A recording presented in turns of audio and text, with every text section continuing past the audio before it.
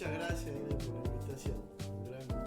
Bueno, te decía que hasta hace un tiempo atrás Panchilata era un espacio donde hablábamos de temas tucumanos, pero no hablábamos de política, que en este tiempo electoral lo hemos politizado a Panchilata, y que sos el primer invitado no cambiemita, ¿no? De Juntos por el Cambio. Bueno, gracias por sumarte, por coparte esta conversación. Un poco hablábamos de la importancia de que la política sea una síntesis, me decía Bobo, ¿no? Bueno, sí, claro.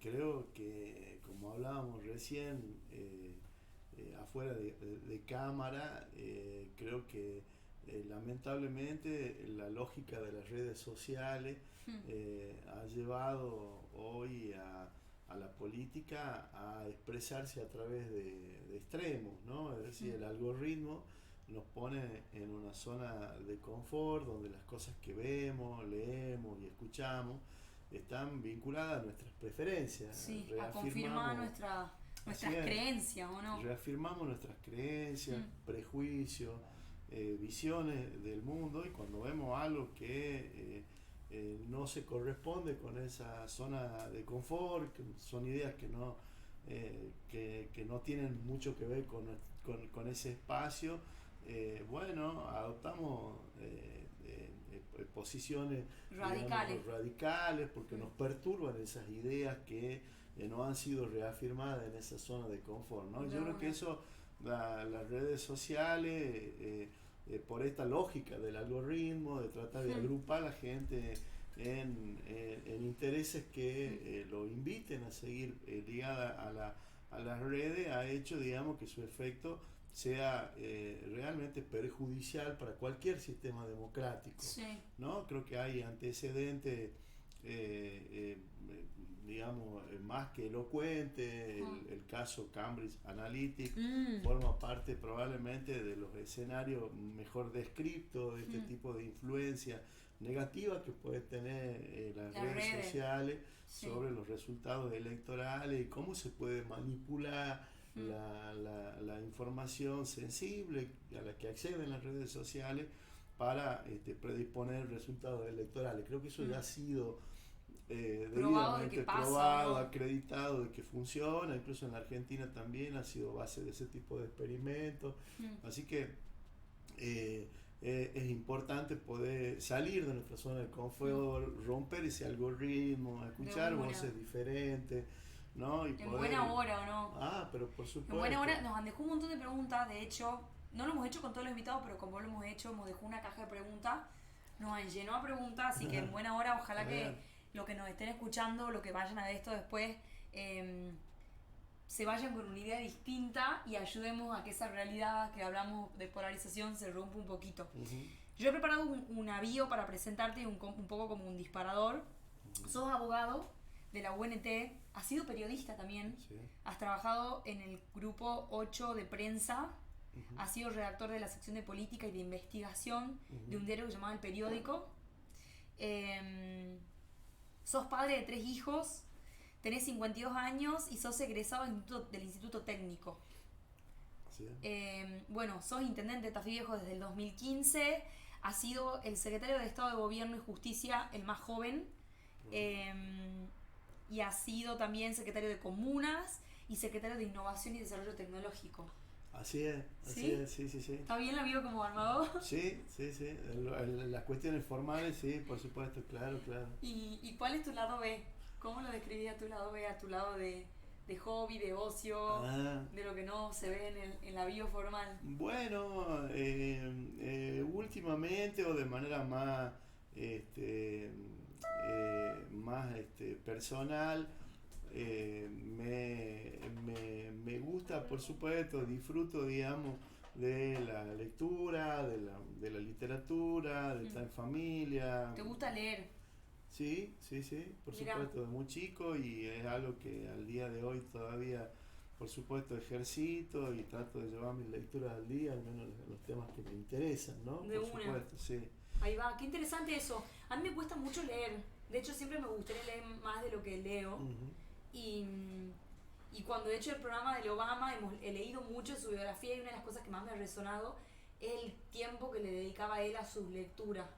¿Qué onda vos con eso? O sea, ¿cómo te haces tiempo para leer siendo intendente? Bueno, sí, la verdad es que uno en actividades tan exigentes, donde la urgencia está permanentemente empujándonos hacia adelante y dejando poco espacio para la reflexión, yo trato todos los días de dejarme algunas horas de manera personal para mí mismo, para reflexionar, para pensar, para escuchar música, es decir, para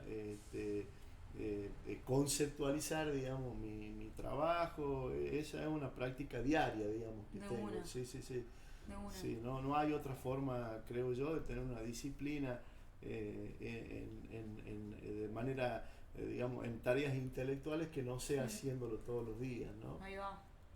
Yo siempre, o sea, mi lectura desde los últimos 2 años que he estado viviendo en Tucumán es que me he encontrado con un peronismo que no me ha gustado mucho. También creo que es propio de mi ideología, de que milito Juntos por el Cambio y de que soy del PRO. Pero he notado en vos una gestión muy interesante, como con esta mirada de elevo la vara de cómo se piensa la basura, los residuos y no la basura. Por nombrar una cosa, estás armando un distrito tecnológico, digamos. Sos un peronista distinto, me animaría a decir yo. ¿Qué onda eso? ¿Te consideras un peronista distinto? No peronista diferente, creo que probablemente sea un político diferente en muchos aspectos, porque creo que a todos nos corresponde la general de la ley, ¿no? Es decir, mi perspectiva de la política en términos generales, que sí, hablábamos también un poco off the record recién, de que, y eso se aprecia mucho más en esta etapa, en este periodo electoral, la política está muy circunscripta a los eslogans, a conceptos por ahí vacíos, a cuestiones afectivas o emotivas que movilizan al votante. Pero pocas veces conceptualizada, reflexionada. Sí. Y yo creo que la política es un mix de ambas cosas, ¿no? Creo que la política es acción y es reflexión. Es decir, para que pueda haber acción tiene que haber previamente una reflexión, ¿no? Y en ese sentido, nosotros, al menos en nuestra agenda política que hemos impulsado desde que yo soy intendente y un poquito antes con mis ideas, es precisamente volcar estas reflexiones al campo de la acción, ¿no? Y es así que nos hemos dado a una agenda ambiental muy ambiciosa, que la hemos podido cumplir a lo largo de los años de manera íntegra, ¿no? Nos falta, si bien todavía muchas aristas por llevar adelante, pero sí nos ha permitido eso. Nos ha permitido también, desde antes del inicio de nuestra gestión, tener una mirada muy clara sobre el modelo de desarrollo que buscábamos para la ciudad, que tenía que insertarse dentro de un contexto, una demanda de los gobiernos locales, que tiene que ver fundamentalmente, digamos, con nuevas formas de organización de la sociedad que generen empleo genuino, como por ejemplo el caso del turismo. Mi ciudad no era una ciudad, digamos, turística, ni nada que se le parezca, y bueno, pero han elegido ahí como medio, promocionarlo, pero fomentarlo. Exactamente, a través de actividades concretas, ¿no? Es decir, la inversión en un hotel público, 4 estrellas, que genera una renta extraordinaria al municipio, ahora el mercado municipal, que no tengo la menor duda de que ya en su primer mes lo ha venido demostrando, que es un punto de encuentro no solamente de nuestra comunidad, sino de toda la provincia. De toda la provincia, me lo debo, pero reto que ir al... Sí, por supuesto, no podés dejar de conocer, y de hecho se va a transformar, ya se ha transformado en un punto turístico obligado para todos aquellos que quieran conocer el norte argentino. Bueno, ese ha sido nuestro propósito, digamos, que Tafí Viejo pueda insertarse en una agenda turística, y hoy la tenemos en la ciudad en ese sentido, generando empleo genuino también, así que todos esos avances, esos progresos han sido previamente reflexionados, meditados, sabíamos hacia dónde íbamos, ¿no? O sea, un poco lo que hablábamos, vos te has tomado el laburito antes de ser intendente de escribir tu plan, sí, ¿no?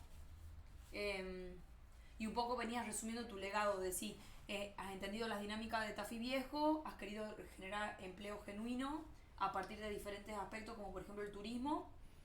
Los residuos sólidos urbanos también, por ejemplo, urbano. ¿no? Tenemos 270 trabajadores en este momento, Zarpado. solamente, digamos, vinculado a lo que es el CIAT, pero tenemos otros 130 que ya están vinculados directamente a la economía circular, es decir, es empleo genuino que hemos sido capaces de la municipalidad de generar, ¿no? En torno a residuos, a cambiarle el nombre a la basura por residuos. Entender que cada cosa que producimos en la sociedad de consumo tiene un valor residual, y ese valor residual hay que aprovecharlo, hay que empoderarse y transformarlo, digamos, en una renta, ¿no? De una. Así que creo que en ese sentido también estamos llevando adelante una agenda moderna que tiene que ver con un imperativo moral, es decir, un imperativo ético. El imperativo del hombre de nuestro tiempo es dejar un mundo un poquito mejor del que hemos recibido, ¿no? Venimos... Trascender desde ahí, ¿no? Exactamente, venimos ya no de ahora, venimos de hace muchos años. El año pasado un comité de expertos de Naciones Unidas ha vuelto a determinar que el mundo en los próximos 20 años va nuevamente a calentarse casi por los 2 grados como lo venimos haciendo, y eso tiene que ver con la huella de carbono, con la acción diaria que llevamos adelante, y algo tenemos que hacer para mitigar. Y creo que buena parte de esas responsabilidades están en los gobiernos locales. Son los gobiernos locales los responsables legales, son los responsables políticos, pero fundamentalmente éticos también, de generar la transformación, porque es ahí donde se genera el mayor impacto. Yo me acuerdo que una de las cosas que me llamó la atención de Tafí Viejo ha sido el museo, el que está dentro de la hostería, que tiene varios restos arqueológicos de las comunidades indígenas de Tucumán. Cito ese ejemplo como para decirte, si hay hoy un tucumano joven que nos está viendo, que no se tomó el tiempo de ir a Tafí Viejo, ¿qué les recomendás vos que vaya a ver cuando vaya a Tafí? Digo, como turismo y bueno, local. Tafí es mi lugar en el mundo, o sea que yo podría pasarme toda la tarde o la noche hablando sobre los lugares que tiene mi ciudad. Panamá, ¿no? Dale, sí, gracias, ya te veo que me estás rusiando. Emi también, sacá.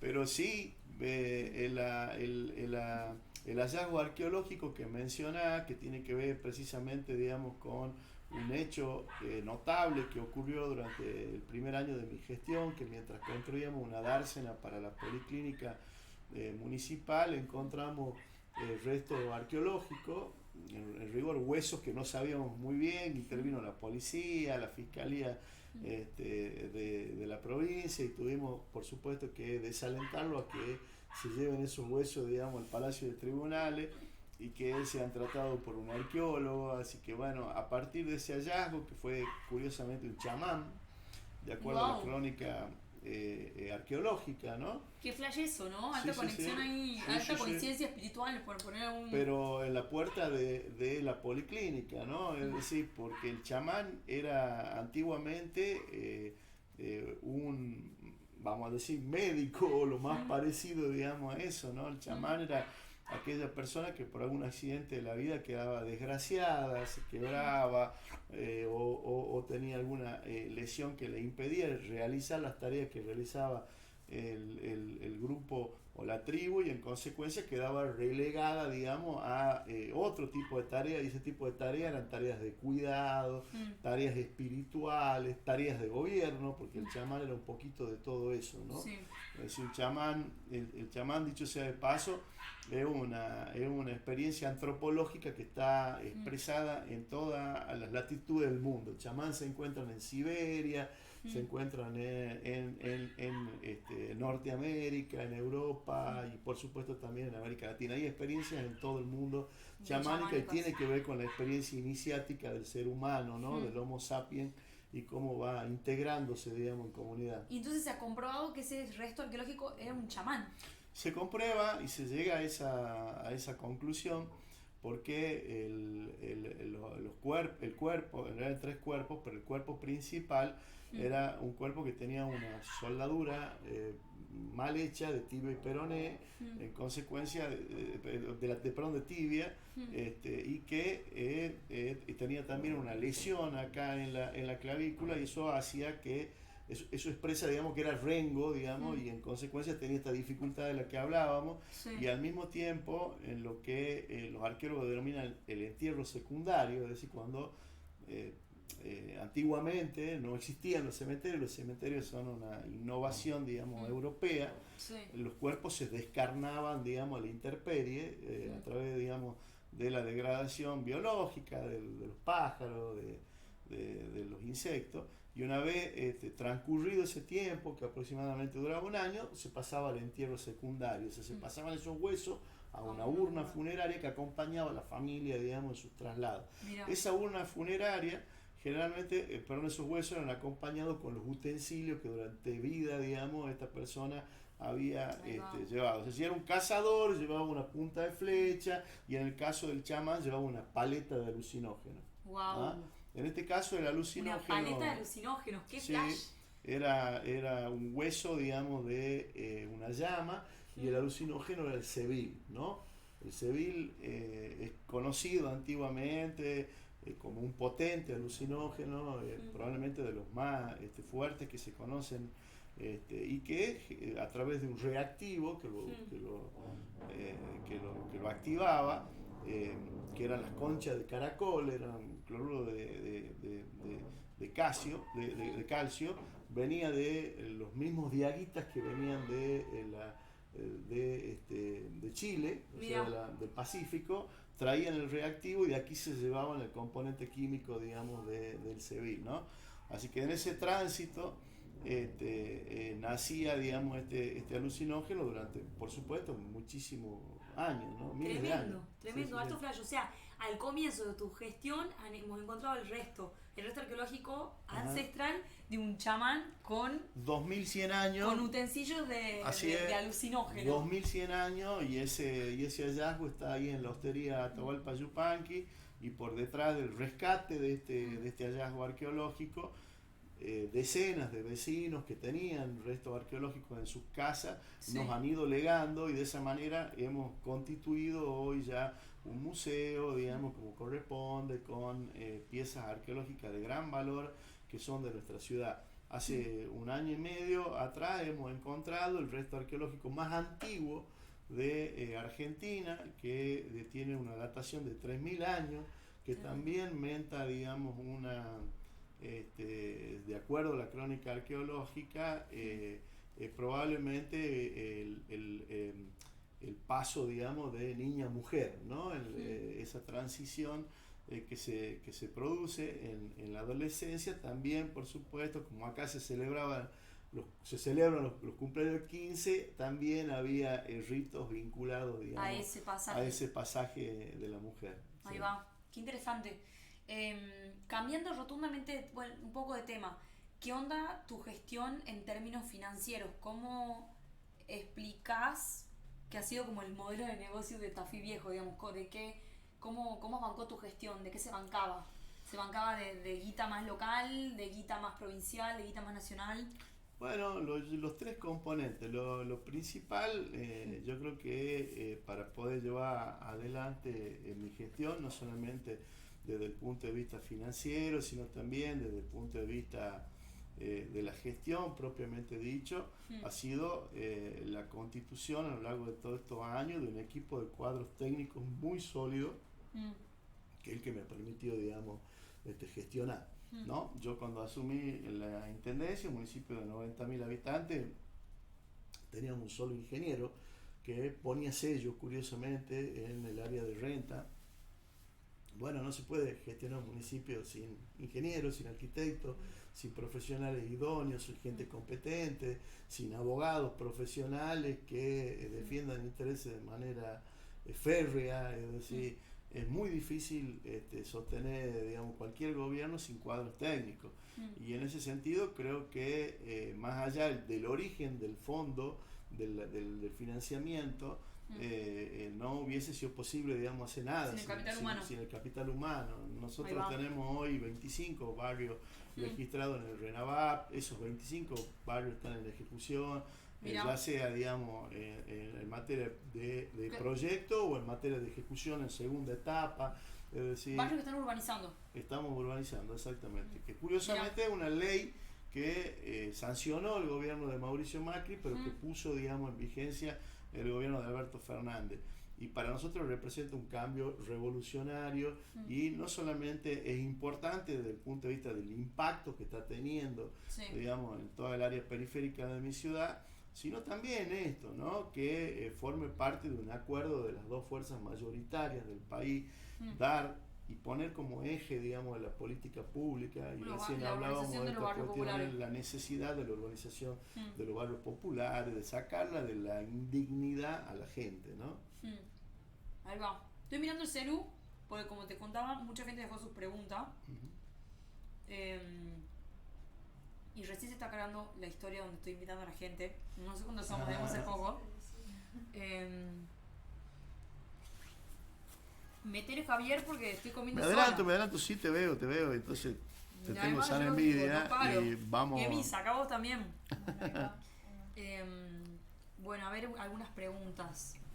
¿Qué opinas sobre la paridad? Rogelio, ¿deberíamos tener ley de paridad? Por supuesto. Cuando seas legislador, ¿la vas a promover? Por supuesto. Tucumán es una de las 3 provincias que todavía no tienen ley de paridad.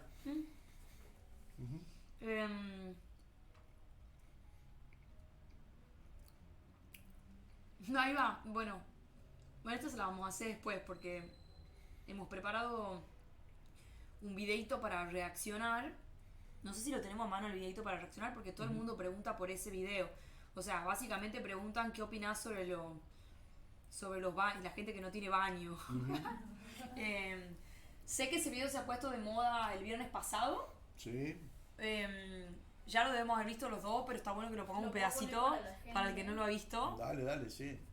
Me parece que ha sido realmente exitoso de su viralización. Ha sido exitoso, ha sido efectivo en su amarillismo. Cada uno consigue sus 5 minutos de fama como puede. Como puede, sí. Él es un legislador del Frente de Todos, así es, ¿no? No. ¿No es del Frente de Todos? No, él es del Frente de Todos, pero no es legislador. No, perdón, él va a ser candidato a legislador. No, ¿tampoco? A intendente. Ah, él es candidato a intendente. Ah, qué flash, cualquiera. Yo pensé que iba como en un acople de... Te agarré como muy... Pero bueno, voy a ir leyéndote las preguntas sobre los baños. ¿Dónde está? Dale, está muy bueno. ¿Dónde está? Es que cuando pongo reacción se me ve a mí. No a ustedes.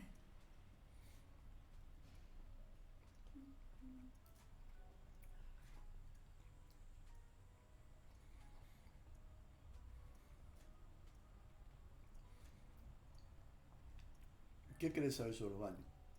No sé, la gente preguntó por los baños, pero de repente yo no la encuentro la pregunta de los baños.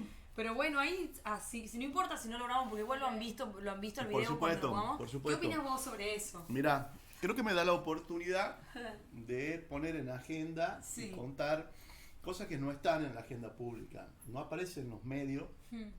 Esto que hablábamos recién del RENAVAP. El RENAVAP forma parte de la agenda política, de la gente interesada en estas cosas, pero no aparece en los diarios. No aparece en los diarios. No aparece nunca, digamos, que los 5 ítems más importantes de la encuesta permanente de hogares del área metropolitana de Gran San Miguel de Tucumán, no de ahora, de hace 15 años, son techos, pisos, cielo raso, un baño y una habitación para vencer el hacinamiento. Esos son los 5 ítems que aparecen en la cabeza de la encuesta permanente de hogares. Son necesidades urgentes de la gente, demandas, digamos, insatisfechas que el Estado tiene que resolver.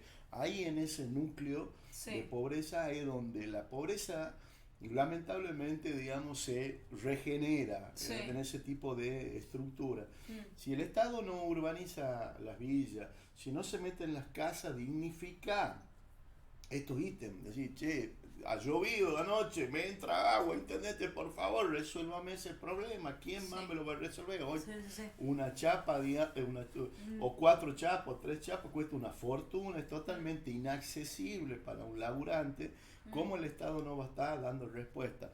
Bueno, yo creo en ese sentido, que para meternos más en el hondo todavía, dejando de lado, corriendo a la hojarasca de la publicidad, de las cuestiones que son digamos, relevantes, pero que para mí son más importantes. Sí. Por ejemplo, y esto es algo que yo lo he discutido muchas veces con los ministros de Vivienda de la Nación, y también, digamos, en mi espacio político, porque me parece que son de las cosas, digamos, relevantes, importantes, y donde aquí comienza la diferencia de enfoque en la política. Es decir, acá nosotros en políticas de vivienda aplicamos en todo el país, especialmente en el interior, políticas mitristas.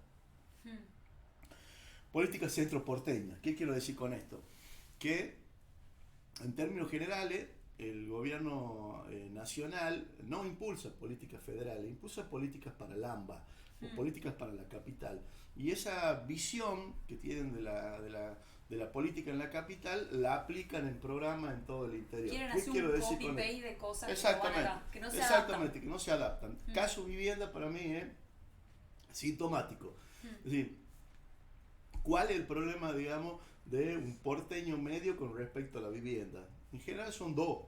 El problema es la ley de alquileres y en segundo lugar, por ahí la gente que no tiene dónde vivir, que de pronto se amontona en un cajero o está a mitad de cuadra, digamos, situación de calle a full. Entonces, ¿cuál es la deducción que vos tenés con respecto, digamos, a los problemas de vivienda en el país? Bueno, que hay que hacer una buena ley de alquileres, que dicho sea de paso, esta que tenemos no es buena, es mala. Incluso, además, esa ley de alquiler se ha hecho para la capital y no se aplica en la capital, al contrario, ¿no? Ya sabemos las enormes dificultades que tiene, que incluso es muy interesante profundizarla, porque en la capital federal tenemos una ciudad que hace 40 años tiene la misma cantidad de habitantes y en los últimos 20 ha duplicado su oferta inmobiliaria, o sea, tiene el doble, hay 200.000 locaciones urbanas, casas que no están ocupadas, es decir, que se ha duplicado la oferta y en consecuencia, cuando uno duplica la oferta y la cantidad de gente que consume la misma, se supone, digamos, que debería bajar la mitad los precios, eso es lo que dice la ley de oferta y la demanda, ¿verdad? Bueno, al revés, los precios se han elevado al doble. Entonces, ahí hay algo que en la ley de la oferta y la demanda no funciona, pero ese fenómeno es un fenómeno global de las grandes capitales donde los estados intervienen directamente. Parte de ese fenómeno tiene que ver con los alquileres temporarios, Airbnb, qué sé yo. Bueno, ese mundo del que estamos hablando no tiene nada que ver con el mundo de mi ciudad, de Tafí Viejo, ni con San Miguel de Tucumán, ni con Montero, ni con Famayá, ni con Tranca, ni con nada. Pues, ¿cuál es el problema de la vivienda ahí? Y el problema de la vivienda, en un 90%, no quiero decir que nosotros no tengamos problemas con la ley de alquileres, porque tenemos problemas con la ley de alquileres. Tucumán pero proporcionalmente no es nuestro desvelo. No, ni hace casas nuevas, digamos, es un espanto. Yo cuestiono con énfasis, a pesar de que soy beneficiario, porque en mi ciudad se hizo la inversión inmobiliaria más importante del Estado Nacional, Loma de Tafí, 6.000 viviendas. Yo cuestiono con énfasis esos modelos. Los modelos no sirven para nada. El 90% de esa gente ya ha transferido esos inmuebles hace rato. Claro. Así un pasamano quedó el Estado, digamos, a sectores que pueden acceder a esos bienes y que lo usan precisamente o como segunda casa o como oportunidad de negocio, pero no como una posibilidad cierta de acceso a su primera vivienda. Exactamente. Entonces, ¿cuál es el problema de la vivienda nuestra? ¿La ley de alquiler o construir más casitas? No. En el 90% tiene que ver con esos 5 ítems que yo te señalaba. Sí. Problema de techo, problema de piso, problema de cielo raso, problema de un baño miserable, digamos, en el que viven, sí. Y una habitación para vencer el hacinamiento. Viven 5, 6, 7, 8 personas, digamos, metidas en una misma habitación. Esa es la dimensión en lo que se refiere a infraestructura, que yo siempre digo el 50% del problema. El otro 50% del problema es la regularización dominial. Es hacer que ese título, esa persona que vive en ese paño de tierra, tenga un título perfecto. Es un gran problema no solamente de Argentina, sino de América Latina en general. Claro. Y es un problema tan severo, tan difícil el tema de la regularización dominial que afecta la movilidad del principal capital económico que tiene una persona, una familia, que es la casa, digamos, que no podés morirte tranquilo sabiendo, digamos, ¿me entendés? Que eso se lo va a heredar a alguien, no podés transferirlo, no podés hipotecarlo, no podés venderlo dignamente al valor que corresponde. Bueno, esas dos dimensiones, regularización dominial y la infraestructura de esos 5 ítems. Para mí el problema de la vivienda en la provincia, digamos, ¿no? O sea, vos me decís a mí, ¿de qué va a hacer casas nuevas? Bueno, yo no tengo interés, o por lo menos me parece a mí, digamos, que el Estado tiene que abordar con más seriedad esa temática, ¿no? Y en ese ítem está, en esos 5 ítems que yo acabo de desmenuzar, está el baño. El baño es una necesidad urgente. Es decir, en la primera gestión nuestra, nosotros pusimos en marcha un programa municipal que se llama Habita, que va enfocado específicamente a solucionar esos 5 ítems. Y durante los primeros 4 años hemos resuelto 770 casos de familias que o les faltaban techo, les faltaba un baño, les faltaba esto, les faltaba aquello. Familias que tienen hijos discapacitados, imagínate el trastorno que representa, digamos, ¿me entiendes? No tener un baño digno. Claro. Ni accesibilidad, digamos, agua potable, cloaca. Y ya solo en el primer año se han metido 700. Sí. Y en los primeros 4 años. Primeros 4 años Así es. Y después, en este segundo mandato, hemos sido el primer municipio que invocó el RENAVAP. De una. La primera visita al interior que hizo Fernanda Miño lo hizo a mi ciudad, lo digo orgulloso porque gracias, digamos, al programa nosotros ya, como te decía recién, hemos puesto y registrado los 25 barrios populares de mi ciudad.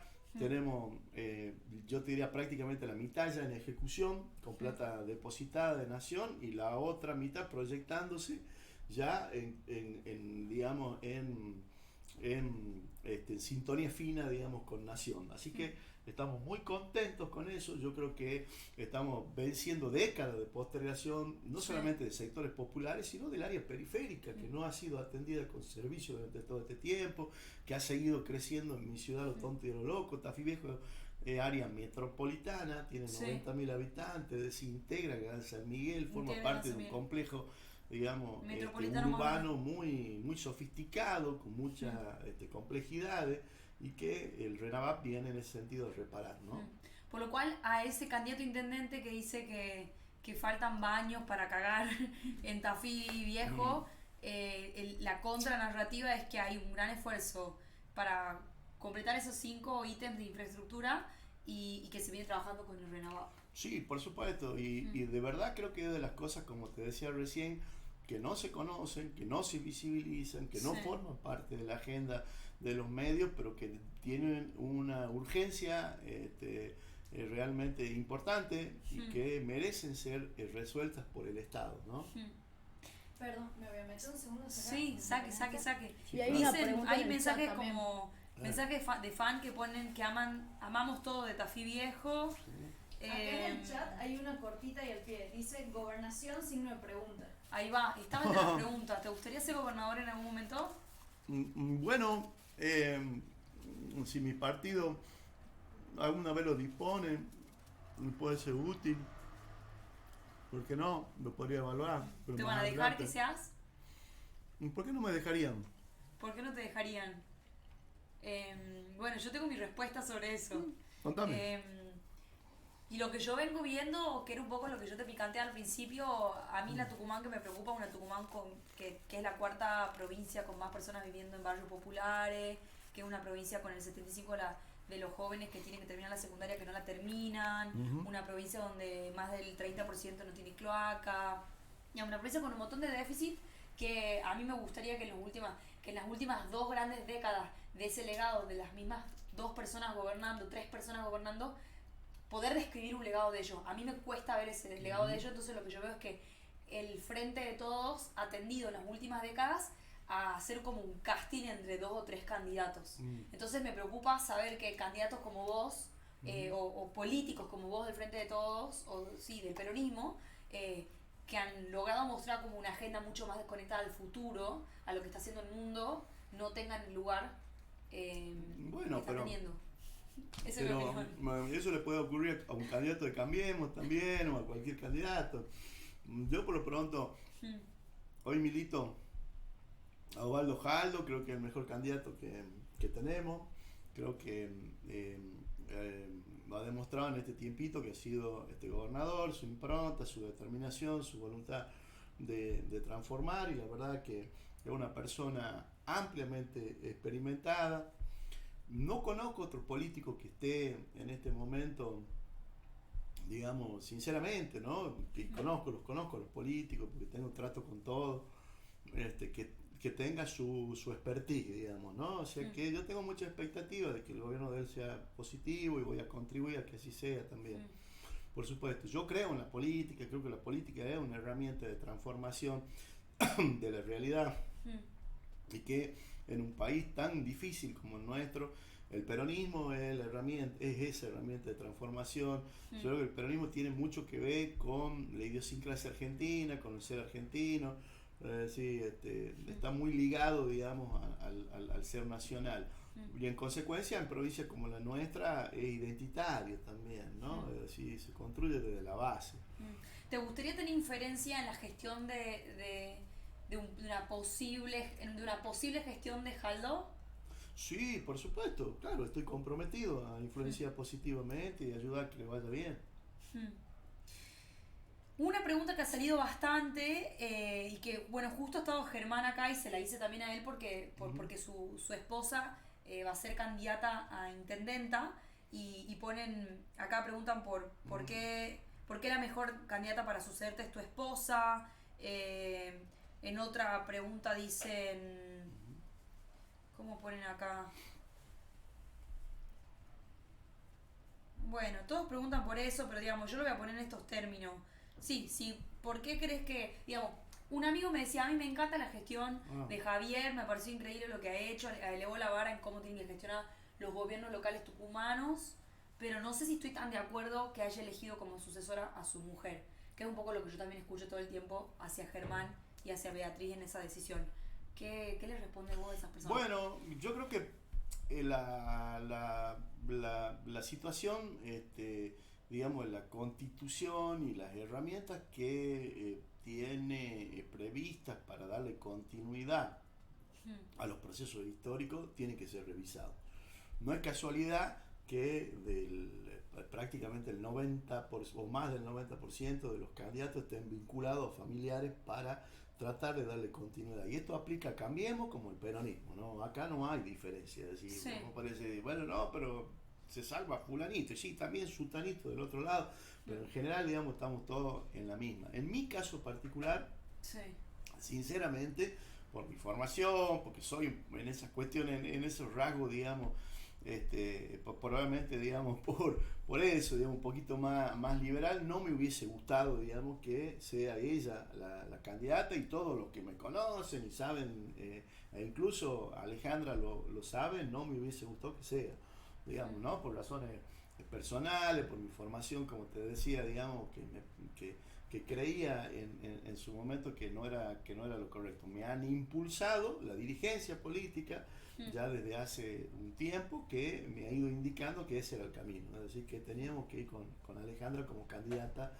a intendenta. Pero ha sido una decisión tomada por la dirigencia. Por la dirigencia de Tafí Viejo. Por la dirigencia política de mi espacio. De tu espacio. Sí. Y eso tiene que ver con que Alejandra mide bien, Alejandra la conoce mucha gente. Bueno, ¿cómo la describo? Porque digo, sí, también voy a ser honrosa y justa, sí, porque yo la conozco, he tenido la oportunidad de trabajar y de conocer a Beatriz Ávila, y la conozco no como esposa de, sino como política de tucumana. Entonces, bueno, también dejarte ese lugar para que la describa Alejandra, para por que no la supuesto, conocen. bueno. Alejandra, antes de ser pareja mía, ya había sido candidata a concejal en mi ciudad, es abogada, viene de una familia de políticos, su abuelo, el papá, pero fundamentalmente su abuelo fue un líder sindical muy importante en mi ciudad. Mirá. Ella también estuvo comprometida siempre en la política y me acompañó a mí desde el primer momento, y la decisión que he tomado yo de ser candidato en el 2015 la tomó con ella. Es decir, ella viene a la par mía en todo tiempo y momento haciendo esta experiencia, no vamos a decir en primera persona, pero sí en segunda persona. De una. ¿Ha sido en algún punto un proyecto político de los dos? Sí, claro, por supuesto, está totalmente comprado. No solamente ella, mi familia. Sí, yo creo en la política y creo que uno no puede andar escondiéndose, digamos, uno tiene que ser capaz de mirar a la gente a la cara, de decir las cuestiones, digamos, con absoluta honestidad. Yo no tengo nada que esconder, y mucho menos mi familia, y en consecuencia, digamos, toda mi familia, digamos, está comprometida también en este proceso. Y de hecho es mi hijo Paco, digamos, que tiene 9 años, a quien le preguntamos, fue la primera persona a la que le preguntamos si le parecía bien que su mamá sea la candidata, y al darnos el visto bueno, después de todas estas cosas que veníamos escuchando, es que nos inclinamos por Alejandra. Pero creo sinceramente que, y volviendo al inicio de la contestación, a lo que te decía con respecto a la Constitución, que el principio constitucional de la alternancia, es decir, porque digamos, se expresan los dos mandatos en la necesidad de que exista alternancia desde el punto de vista conceptual. Nuestra Constitución liberal, digamos, tiene esa... Sí. Yo creo que es uno de los valores, además, por lo que más me motiva a mí a hacer política en Tucumán. Porque haya alternancia. Bueno, yo creo que es un concepto que debe ser revisado, ¿no? Diferente sería hoy el mundo si Obama estuviese presidiendo los Estados Unidos. No tengo la menor duda de que los norteamericanos lo hubiesen elegido para dar al menos 2 o 3 mandatos más, ¿no? Como ocurre en China en este momento. Es imposible darle continuidad histórica al proceso de transformación política de la relevancia que se están produciendo hoy en el mundo si no tienen continuidad personal. Si por la alternancia, si por el concepto ese que dice que hay que probar con otro, porque de vez en cuando tienen que probar lo de la oposición también, de manera absolutamente absurda, digamos, si por ese concepto que no tiene más fundamento que ese, digamos, que hay que ver que la oposición también moje de vez en cuando la media luna en el café con leche, digamos, esté realmente frustrada la población tucumana. Yo sinceramente, en mi lectura, digamos, de nuestra realidad histórica, la irrupción como ejemplo de esto, del gobierno de Mauricio Macri durante 4 años, de darle discontinuidad a un proceso histórico que había llevado adelante el kirchnerismo, generó una ruptura en este país, digamos, del cual no podemos salir en este momento. Es decir, ¿y eso por qué? Por el principio de la alternancia. Bueno, aplica para el caso de los Estados Unidos, donde primero vino Trump, ahora tenemos una persona, digamos, que tiene dificultades para darse entender de manera oral, mínimamente, ¿no? Es decir, un presidente que realmente tiene muchas dificultades para llevar adelante desde su edad, desde su postura política, un desafío tan importante como el que hoy le plantea China, ¿no? Que disputa una hegemonía política desde una conducción donde le han dicho al presidente chino, mi viejo, quédate a vivir ahí si la venía haciendo bien las cosas, ¿no? Interesante tu punto, porque yo tengo como muy en la cabeza el argumento gervasoniano de Carlos Gervasoni, que muestra la correlación positiva que hay entre alternancia política, robustez institucional y desarrollo humano / económico. Aquellas provincias donde la robustez institucional es mayor, hay mayor desarrollo humano institucional. Y digo, por nombrarte algo que yo diría... Me lo llevo para pensar, primer punto distinto como para que nos acerquemos postura, porque yo sí creo que China es un modelo de desarrollo humano en un montón de otros aspectos. Cuestiono por ahí un poco más qué onda las libertades individuales en ese país, pero también me llevo un poco de lo que me resonó lo que has dicho, o sea, no solo por esta evidencia que muestra que cuando hay alternancia hay mayor desarrollo, sino también porque creo que lo que has nombrado del caso de Macri, que podemos también estar hablando horas hasta cualquier hora, que para mí ha sido también una muestra de crear una oposición. Digamos, si hay algo que yo le reconozco a Mauricio Macri, es que ha sido el líder de crear una oposición de nuevo en la Argentina y de crear un contrapeso partidario que por mucho tiempo no estábamos Yo creo que Montesquieu tiene que ser revisado. Yo creo que Montesquieu tiene que ser revisado, y lo digo con total sinceridad, digamos. Creo que los orígenes de la Revolución Francesa, que han inspirado en buena parte del sistema de democracia moderno que hoy tenemos, tiene que ser revisado necesariamente. No se ajusta a los tiempos que corren, han pasado más de 200 años, el mundo hoy tiene una dinámica a donde las tecnologías nos están empujando, digamos, a expectativas con respecto a la política y con respecto, digamos, a los estados, que el Estado no está dando respuesta. En todo Occidente tenemos un enorme problema. Ese problema acá en la Argentina lo estamos visualizando, si vos querés, con Milei, pero expresa sin duda un malestar de la población, no me refiero solamente a nuestro país, me refiero a Occidente en general, que ha expresado Bolsonaro, Trump. Estoy muy de acuerdo con eso. Y sigue, digamos, y sigue expresando, digamos, este tipo de emergencias políticas radicales que vienen específicamente a cuestionar la ineptitud que tiene el sistema democrático para generar estas respuestas, al baño de lo que hablábamos recién, ¿no? Es decir, ¿cómo puede ser que recién en el siglo XXI los partidos mayoritarios de este país se han puesto de acuerdo en un tema nada más, en un tema, el RENAVAP? Claro. No hay otro tema, digamos, de agenda pública, política, en lo cual los espacios mayoritarios de Argentina se han puesto de acuerdo. Es un disparate. Hay algo que no está bien, hay algo que no está funcionando. Es decir, el Estado, el gobierno no está yendo en la misma dirección. Y si vos tenés, digamos, como contracara el Estado chino, donde tenés planes quinquenales, que cada 5 años se hace esto desde el Estado junto con los privados, y vas realizando metas y te vas midiendo los resultados y vas viendo cómo progresa tu comunidad y cómo avanza, y no aparece ahí en el medio ahí diciendo, che, pero probemos con la oposición, porque la alternancia es lo que va a hacer las instituciones más sólidas, porque hay un trabajo de no sé quién. No, aquí van para adelante, resuelven los problemas, avanza. Interesante, me parece muy interesante, posta que me lo llevo para pensar, nunca lo había pensado de esa manera, creo que soy zarpadamente pro alternancia, pero bueno, me parece interesante el punto. Y el otro que quería, porque hablo de acuerdo y me acordé de, nosotros nos conocemos de la FURP, hemos charlado un poco ahí. Y yo me acuerdo que en una de las primeras reuniones de conversación de la FURP me ha quedado resonando mucho un tema que has traído vos, que es el del Norte Grande. Un acuerdo interprovincias, región. ¿Qué onda eso? ¿Qué opinás del Norte Grande? Sí, ¿Cuál es tu visión de eso? A mí me parece que en nuestra región, pero especialmente nuestra provincia, ha sido la más seriamente perjudicada por la creación del Estado-Nación, es decir, por la argentinidad. ¿A qué me refiero con esto? A que hace 200 años, cuando se declara la Constitución de la Independencia, unos añitos más, el mapa geopolítico de la Argentina era muy diferente al que tenemos. Y si alguien lo quiere visualizar de manera gráfica, puede entrar a la Casa Histórica en Tucumán. Cuando uno entra a la Casa Histórica, la primera cosa que ve es el mapa de los jesuitas. El mapa de los jesuitas de 1790 y pico, que aplicaba a 1816 cuando se declara la Constitución, ¿no? Sí.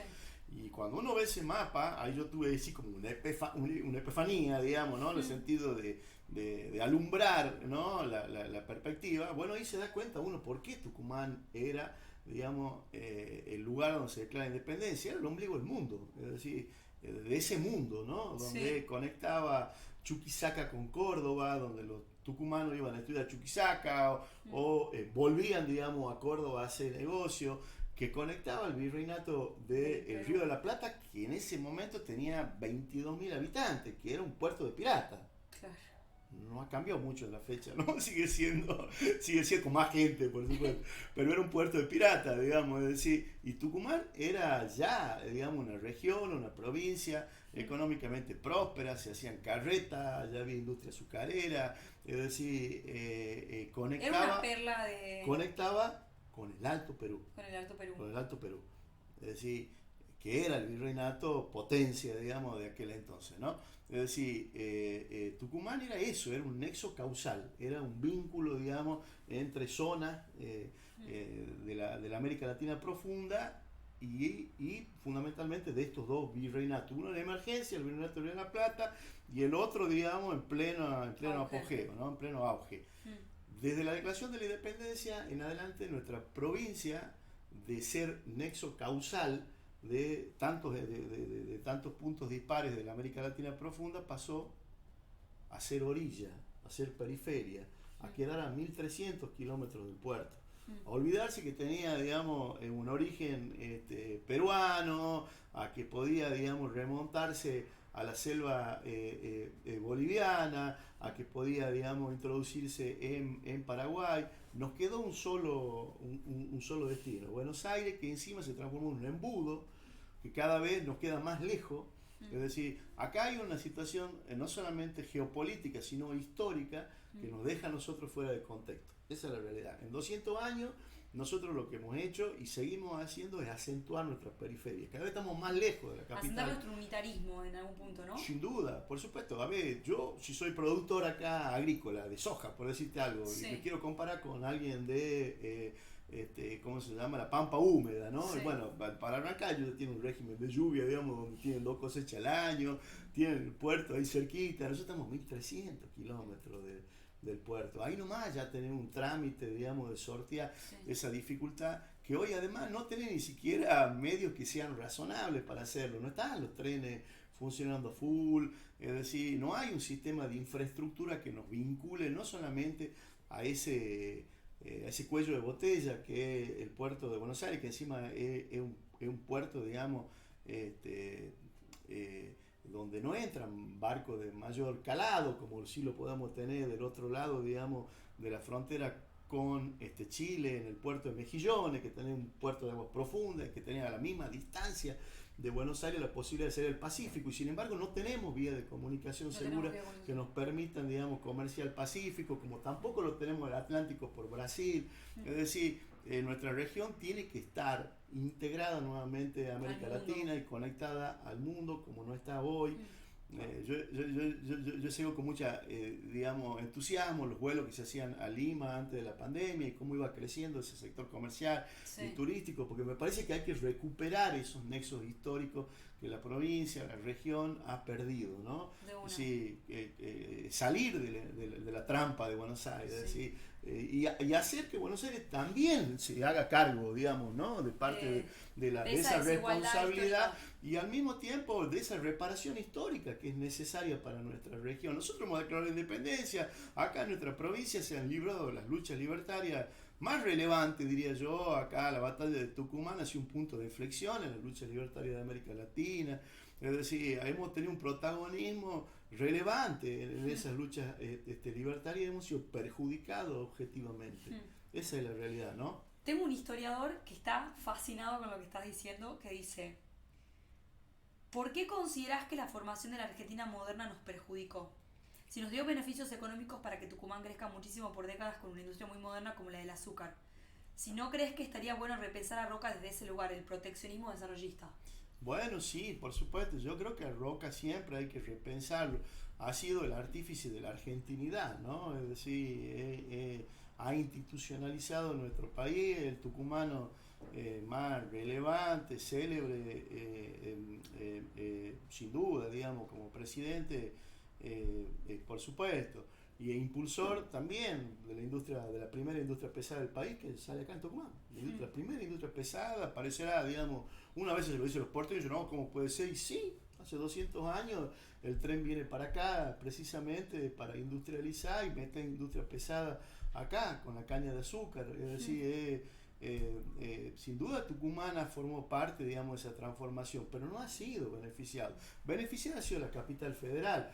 El 50% de su sistema de transporte, y yo me refiero, por ejemplo, a los subtes, pero en general, si uno lo ve hoy a cualquiera, a los trenes, es decir, lo ha financiado en la capital federal el gobierno nacional. Es decir, nosotros, los tucumanos, le hemos pagado a los porteños para que tengan su subte. Al día de hoy, en el gobierno de Mauricio Macri se inauguró el tren que va de Capital a Tigre, que costó $1.300 millones a los argentinos para impactar una población de 120.000 habitantes. Y nosotros no podemos tener un tren elevado acá en Tucumán. Era una de las áreas más densamente pobladas del país históricamente. Es decir, en Tucumán, ¿qué ha pasado con ese tren elevado? Bueno, yo sigo impulsándolo. Nos agarró la pandemia, el Fondo Monetario. La idea es que el gobierno nacional no lo financie. Bueno, hoy un proyecto de esa envergadura puede ser financiado no solamente en mi criterio, ¿no? por el gobierno nacional, el gobierno provincial, pero también, digamos, por organismos internacionales. Ese tipo de proyectos vienen fundamentalmente a sacar el carbono de las ciudades, es decir, a sacar el tránsito vehicular, a impactar ambientalmente de manera positiva, económicamente también. Imagínate vos si nosotros tuviésemos un tren elevado que nos conecte al área metropolitana, donde estamos el 70% de los tucumanos, amontonados en el 5% del territorio de la provincia, que es el más chico de todo el país. Imagínate si no se justifica, digamos, tener, como planteamos nosotros, 3 líneas de trenes elevados, que es lo más moderno que hay en el mundo. Hoy en el mundo ya no se construye en subte por lo caro, por lo que acá, además desde el punto de vista ese, cuesta 10 veces más hacer un tren subterráneo que un tren elevado. Mirá. Tenemos serias dificultades con las napas acá. Tucumán, ya sabemos que la ingeniería no nos favorece. No nos favorece. Interesante lo que decís, porque además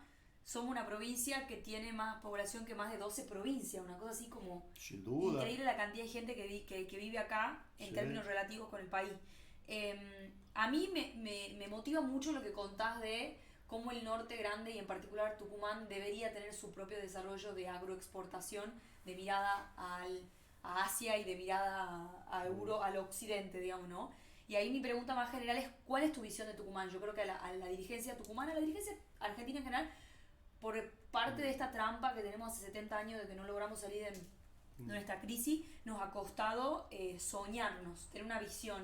Entonces por ahí para el joven que nos está escuchando o para el político que está mirando esto, encima me llegan más preguntas, ¿cómo describirías o cómo resumirías vos la visión o el sueño tucumano? Bueno, primero describirlo sobre la realidad, ¿no? Tucumán es una provincia históricamente agroindustrial, donde hace 400 años ya teníamos caña de azúcar, pero hace 200 de manera industrial y a escala, con industria pesada. Caña de azúcar a una latitud donde generalmente ya no se da, es una bendición que ese cultivo sea al día de hoy también el principal cultivo extensivo de la provincia. Tucumán tiene en este momento sembrada unas 270.000 hectáreas de caña de azúcar, que impactan sobre entre 4.500 y 5.000 productores. O sea, Tucumán tiene la característica particular de que, a diferencia de otras provincias, las provincias de Salta y Jujuy, la actividad cañera está muy diversificada. Tenemos no solamente 4.500, 5.000 pequeños y medianos productores, sino 12 ingenios, 10 destilerías, es decir, si uno va a Salta y a Jujuy va a encontrar 2 ingenios, uno, es decir, sigue siendo parte fundamental de nuestra matriz productiva. Sí, pero además está desagregada en el territorio, y ese producto bruto, digamos, impacta efectivamente en mano de obra industrial, en el territorio, digamos, en pequeños y medianos productores. Eso no existe en el norte. En el norte, en general, digamos, son los latifundios, son los grandes terratenientes los que impactan sobre la economía de manera muy moderada. Al mismo tiempo, compitiendo con la caña de azúcar de Tucumán, tenemos de al menos hace 25 años, podemos decir, peleándose por el mismo paño, por el mismo territorio en cantidad geográfica. Probablemente este año sea un poquito más, 300.000 hectáreas de soja, que, a diferencia de la caña de azúcar que recién mencionaba, la cantidad de empleo directo que genera, en este caso no, y la cantidad de productores y la cantidad de dueños de la tierra también se reduce de manera absolutamente significativa. Mira, es mucho más como oligopólica. ¿O no tanto? Sí, casi monopólica, podríamos decir. No sé si en las dos manos podemos encontrar todos los productores, digamos, de Tucumán, sin duda. Capaz que estoy exagerando, digamos, ¿no?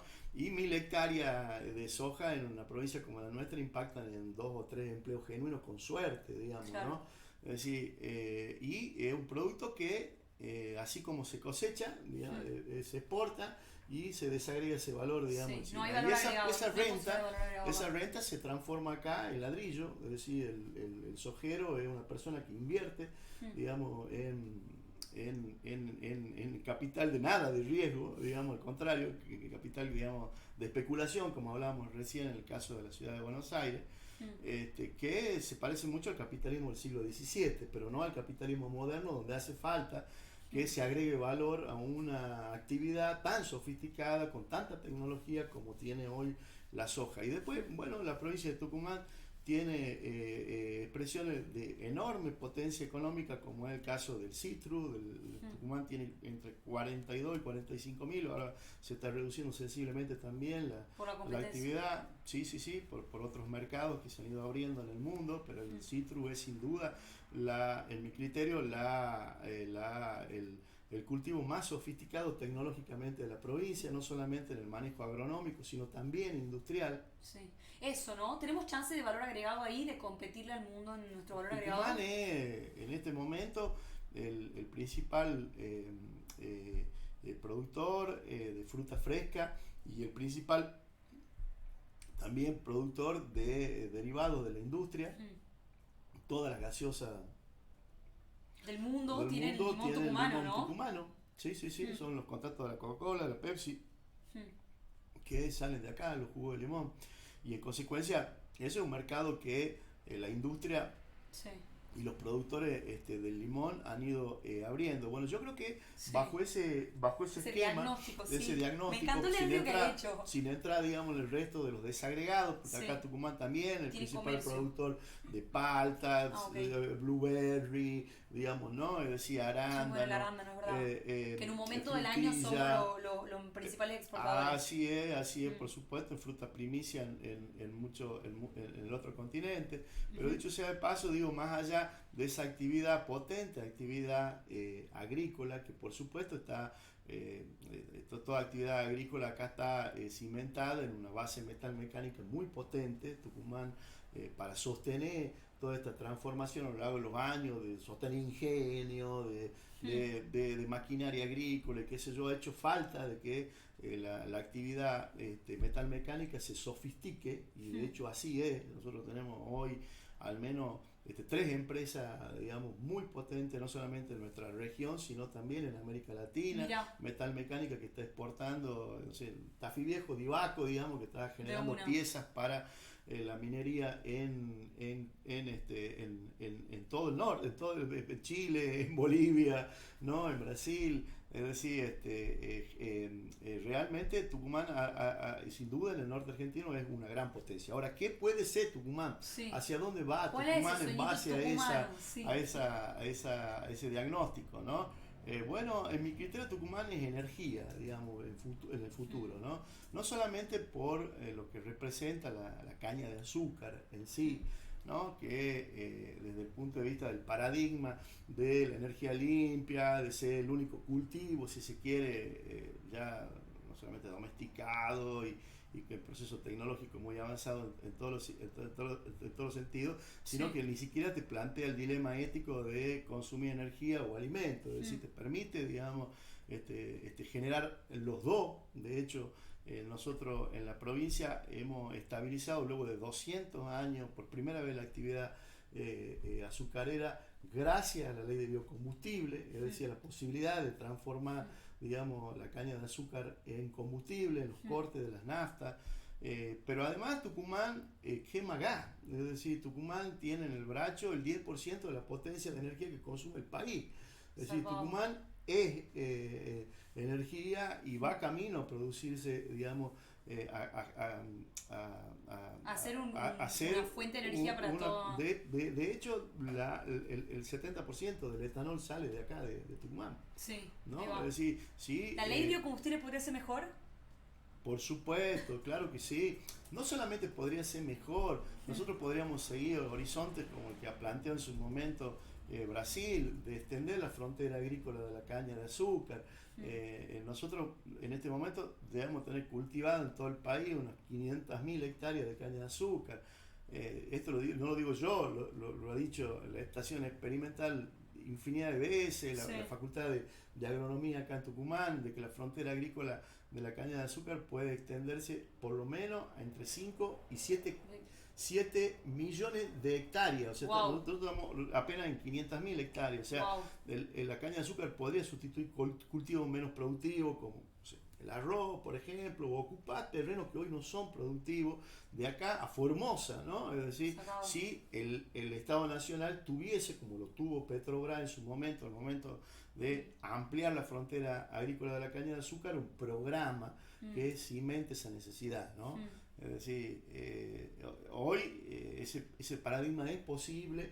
Tucumán tiene ese paquete tecnológico, cómo ampliarlo, y lo viene haciendo, ¿no? A su forma. La actividad privada tucumana desborda en Catamarca, desborda en Santiago, desborda en Salta, digamos, ¿no? Es decir, estamos viendo un empresariado tucumano que se va que se va a otras provincias. La gente está motivadísima con las preguntas y dicen: Jujuy está haciendo un tren solar y tiene el mismo gasto público por habitante que nosotros. ¿Por qué gastamos tan mal? ¿Qué piensa de cómo se administra el gasto público provincial, que aumentó 10 puntos del Producto Gráfico desde 2007? Estamos buscando porque a mí lo que me pasa en lo personal, yo le agregué ahí como mi parte personal, a mí me motiva mucho escucharte porque vuelvo a decirte, no encuentro tanta dirigencia que esté tan conectado con una visión de provincia como la que yo veo que vos has tomado el trabajo de desarrollar.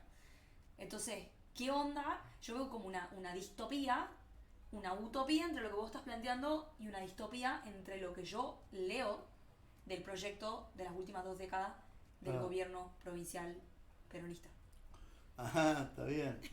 ¿Qué opinas vos? ¿Qué se puede mejorar? Probablemente porque, tiene que escuchar un poco porque más, no nos conozca también. demasiado también, pero muchos piensan como yo, y no solamente peronistas, ¿no? También mucha gente. Yo creo que en la provincia, sinceramente, y este diagnóstico mío no tiene que ver exclusivamente con la provincia de Tucumán, sino con el modelo organizacional de Estado regional o Estado provincial. No existe. Es decir, ya no existe en el mundo moderno. En términos generales, si uno ve los estados modernos hoy en el mundo, el gasto de la actividad política está puesta en los gobiernos locales. Nosotros acá tenemos una pirámide que hay que invertirla rápidamente. Hay que gastar más en lo local. Exactamente. Acá de 10 pesos que entran al Estado, 7 quedan en el gobierno nacional, 2 en el gobierno provincial y 1, digamos, en los gobiernos locales. Es exactamente al revés. Y no solamente el gasto, digamos, social, porque esa es la manera en la cual llega a la gente, sino también el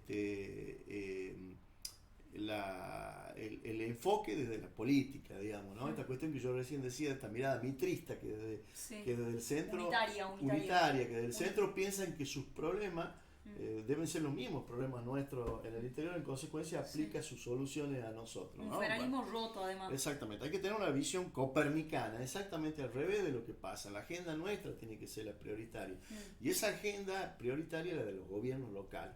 Yo no lo veo, yo después de haber sido funcionario muchos años del gobierno provincial, no veo cómo el gobierno provincial, ni ningún gobierno provincial pueda impactar favorablemente si no es detonado.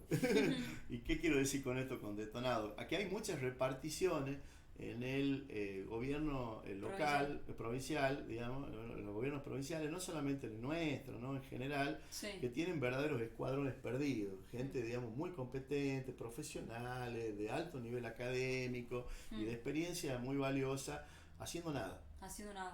Esa gente tiene que estar en los gobiernos locales, esa gente tiene que estar gestionando. Yo te decía, yo entro al municipio hace 8 años, de 90.000 habitantes, y no tengo ni un ingeniero. ¿Y dónde están los ingenieros? Y están en el Instituto de la Vivienda, están aquí, están allá, todos cobran flores de sueldo, pero nadie me gestiona un cordón cuneta. Digamos, ¿me entendés? Nadie está viendo qué es lo que hace falta en la comunidad, es decir, qué necesidades. Y lo mismo aplica para todos los oficios. Yo no sé cuántos abogados tiene el gobierno provincial, pero sabe la necesidad que hace en una comuna rural, en un municipio, un abogado bien formado, cómo resuelve problemas, cómo nos ayuda, nos orienta, digamos. No solamente, yo soy de formación abogado y siento siempre que tengo que tener abogado a la vuelta también en mi profesión, en mi laburo, porque me ayudan a reflexionar y encontrar soluciones urgentes para problemas que si no tengo la visión de un abogado no la puedo realizar, ¿no? Estoy re de acuerdo con vos de que hay que invertir la manera en que se gasta, por lo menos, no sé si lo había reflexionado tanto y compro tu argumento. ¿Qué opinás de que nuestra legislatura maneje 34 millones y que San Miguel de Tucumán maneje 32? ¿Eso también debería invertirse? ¿Estás de acuerdo con que se tiene que achicar el gasto de la legislatura provincial? No sé, ¿a qué te referís? 32, 36, 36 ¿qué? 32, entiendo que el número es que nuestra legislatura gasta 34 millones, mientras que el presupuesto... ¿34 millones de qué? De pesos. ¿De peso? ¿Por qué? Me mataste igual.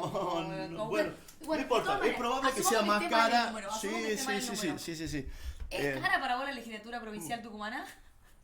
¿O está bien lo que gasta? Sinceramente no estoy en habilidad de poder darte, digamos, una respuesta porque el costo tiene que ser justipreciado. Te voy a decir, che, a ver, ¿cuánto cuesta la legislatura de aquí, de allá, de Santiago, de Salta? Pero no, de igual, ahí porque no la conozco, sinceramente no la conozco. Sí. Y no sé, digamos, si no es como vos decís, que gasta un poquito más que la capital, pero no parece razonable. Es decir, la capital debería gastar muchísimo más que la provincia, muchísimo más, digamos, que me refiero que sinceramente creo que la agenda política y la agenda de los gobiernos locales. Yo soy municipalista, es decir, yo creo que la única chance que tenemos hoy los ciudadanos del mundo es aferrarnos a nuestros gobiernos locales. Son los gobiernos locales los que están hoy generando la transformación en el mundo. Es decir, cuando nosotros no podemos hablar de temas tan importantes como hablábamos al comienzo,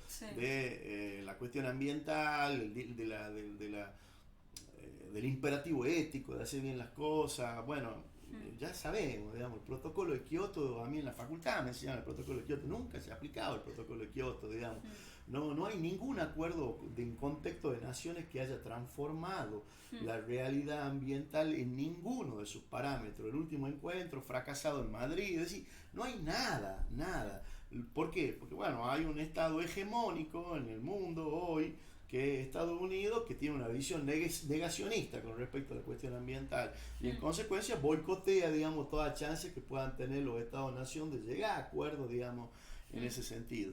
Bueno, sin embargo, uno va a los Estados Unidos, se mete en cualquiera de los municipios, digamos, norteamericanos, de gobiernos locales, y llevan ambiciosas agendas ambientales.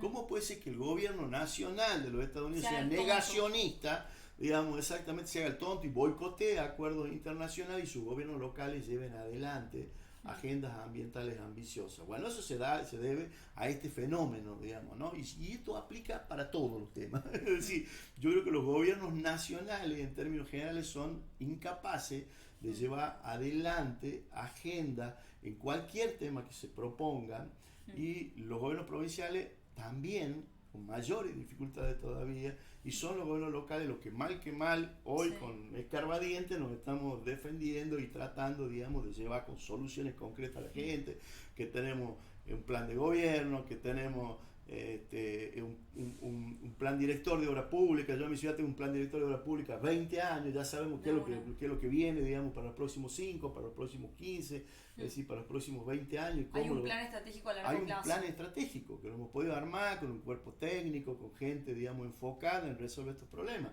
Seguramente este plan director irá surgiendo modificaciones para un lado, para el otro, pero ya hay una hoja de ruta hacia dónde vamos. Bueno, eso no aparece en el gobierno nacional, no aparece en el gobierno provincial, y no digo yo que sea un iluminado, ni mucho menos.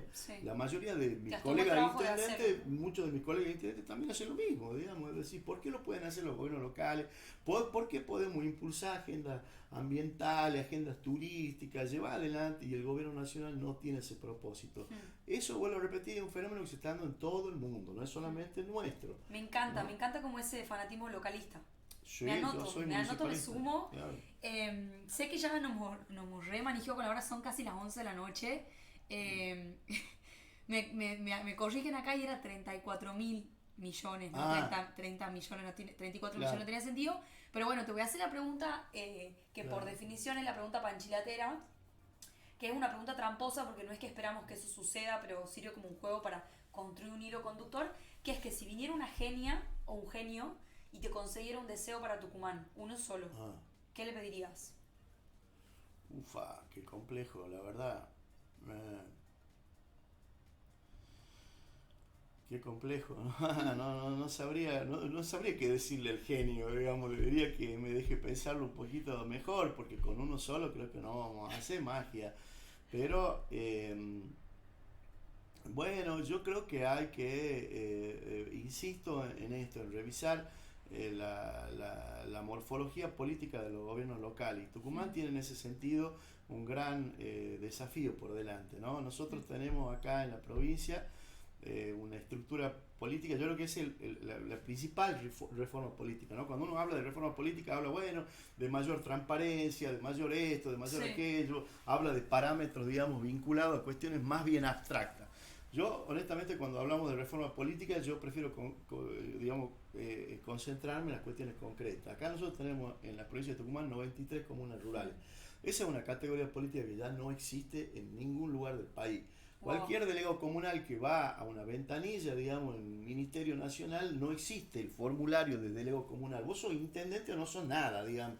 En consecuencia, esos gobiernos locales rápidamente hay que hacer que dejen de serlo. Es decir, ya sea fusionando comunas, integrándolas a municipios o transformando comunas que hace muchos años ya deberían de ser municipios. La ley orgánica de municipalidades dice que a partir de los 5.000 habitantes los municipios deben ser, las comunas ya deben ser municipalizadas. Pero que es lógico, digamos, yo he sido delegado comunal en Sevirredondo, en un interregno, digamos, de intervención, y bueno, hay que ser Superman para manejar una comuna de 30.000 habitantes, realmente es imposible. Si vos no tenés cuadros técnicos, si no tenés funcionarios políticos, si no tenés concejales, gente que amortice y vaya resolviendo problemas, una persona no puede resolver. Y ahí hay una gran limitante en la manera de llevar soluciones a la gente. 400.000 tucumanos viven bajo el régimen de comuna en este momento. Es mucha gente a la que le impacta el mal gobierno. Que y no eso tiene un gobierno local como no tiene un robusto, gobierno como la gente. exactamente decente como la gente.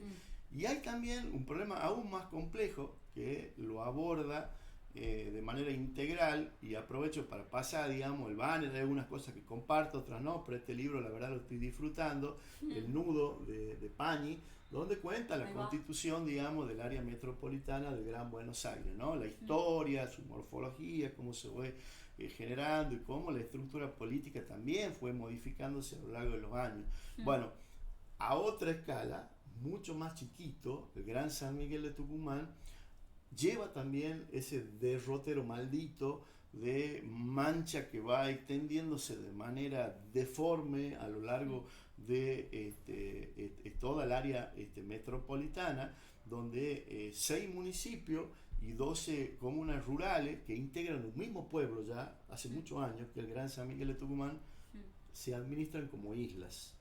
Eso no corresponde. Lo que corresponde es que el área metropolitana sea gobernada, digamos, por un área metropolitana, es decir, un gobierno regional, como establece la Constitución, que nos restringe algunas libertades a nosotros, o facultades, si se quiere, mejor dicho, desde el punto de vista de la competencia política, pero que resuelva el problema del transporte en el área metropolitana, que es un escándalo, un desastre, que resuelva el problema de la seguridad, que resuelva el problema de la accesibilidad a la vivienda, el problema de la salud y la educación. Hoy en el derecho moderno ya nadie duda de que si la Constitución tiene consagrado la accesibilidad plena y libre a la salud y a la educación, en la ciudad la movilidad, el acceder, digamos, a esos lugares presupone el uso del transporte. El uso del transporte se transforma ahí en una barrera de accesibilidad a derechos que son consagrados por la Constitución. Entonces el derecho de transporte tiene que integrar ese mismo plexo de derechos, digamos, ¿no? Es decir, la tendencia en el mundo moderno es que el transporte sea cada vez más barato, es decir, ¿no? Y que sea público. En general el transporte es público. Yo siempre doy el ejemplo de Nueva York. Nueva York, el metro es del gobierno de la ciudad de Nueva York. Y el alcalde tiene jugada su cabeza, si se demora, digamos, 1 minuto, 2 minutos, el metro. El metro depende de la ciudad de Nueva York. Acá, de contratistas, de concesionarios, de gente que tiene otros negocios, que utiliza esa plata de otra manera. Es decir, acá el Estado no tomó el toro por las astas con respecto al transporte público, y a mí me parece eso central. Y eso en el área metropolitana, la única posibilidad de hacerlo es a través de un órgano que nos permita a nosotros... Una mesa metropolitana de decisión. Por supuesto, ¿no? Bueno, yo lo pongo como ejemplo muchas veces el caso, digamos, de el gobierno de catalán de ¿cómo se llama? De Barcelona, ¿no? El Gran Barcelona, ¿no? Tiene pero acá, su gobierno, su por mesa de decisión metropolitana. Tiene un edificio, tiene una agenda, digamos, política del área metropolitana. Mirá. Es decir, donde está la intendente de Barcelona, que la alcaldesa, que es quien en este momento está ejerciendo, digamos, esa potestad, pero están todos los alcaldes de la vuelta impulsando esa agenda, ¿no? Hoy nosotros vivimos en el área metropolitana de Gran San Miguel de Tucumán, como te decía, gobernando islas, que en realidad no son islas, son una gran mancha urbana. Exactamente, que se extiende amorfamente sobre comunas rurales y cada vez devasta mayor territorio. Esa mancha urbana, en mi criterio, además, debería ser ordenada, debería desplegarse hacia el este y hacia el este, para sacarle presión al cerro, ¿no? Que es la única reserva que en este momento tenemos desde el punto de vista natural. Pero bueno, creo que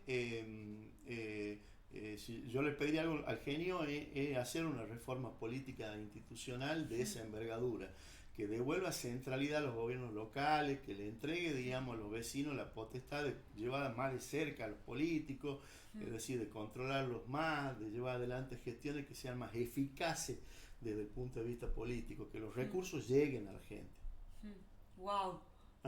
Me llevo... Hacía mucho que no tenía charlas tan interesantes. Siendo las 11 menos 7 minutos, me llevo un súper sueño para Tucumán. Me llevo una idea de un norte grande, mucho más copado, mucho más estratégico. Una Tucumán que sea fuente de energía no solo para la Argentina, sino para toda la región. Me llevo una Tucumán que puede extender su frontera agroindustrial. Y mucha idea más. Me quedo con ganas de básicamente descargarme la charla y ponerme a tomar nota de todo lo que hemos hablado. Me llevo también una reflexión sobre la alternancia política, con un punto de tensión ahí. Estoy escribiendo un libro que dentro de poquito lo paso acá en calidad de primicia, porque no lo tengo muy verbalizado, pero ya lo tenemos prácticamente, digo, lo tenemos porque estoy trabajándolo con un amigo, con Horacio Elsinger, hace algunos meses, donde quiero buena parte de estas ideas, ¿no? que vengo formulando hace un tiempo, dejarla por escrito, para que podamos también reflexionar y sirva de base, digamos, para discusión en el futuro. Buenísimo, bueno, gracias por tu tiempo. Ojalá que sea la primera de muchas charlas. Y nada, un aplauso para Javier, que se quedó hasta las 11 de la noche. Y para la Emi, que también. Así es, gracias por lo que se han quedado. Muchas gracias por la empanada también.